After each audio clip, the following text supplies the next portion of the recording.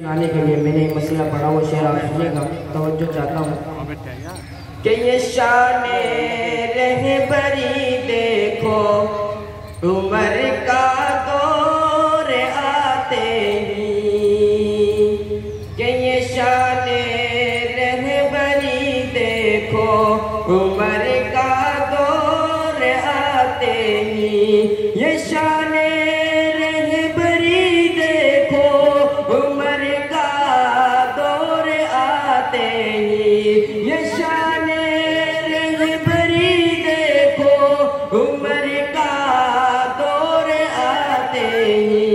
ज़माना दूध में पानी, ये ज़माना दूध में पानी, मिलाना भूल जाओगे।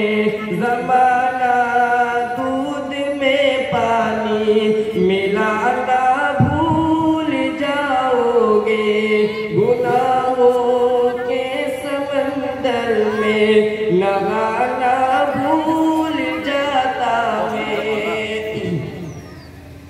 कि वही तो अपनी जन्नत का ठिकाना भूल जाता है।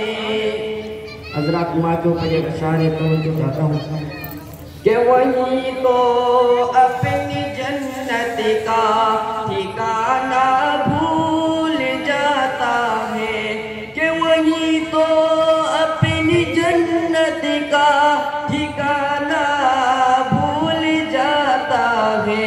वही तो अपनी जन्नत का ठिकाना भूल जाता है। जो अपनी माँ के पैरों को, जो अपनी माँ के पैरों को दबाना भूल जाता है, जो अपनी माँ के पैरों को दबाना भूल जाता है।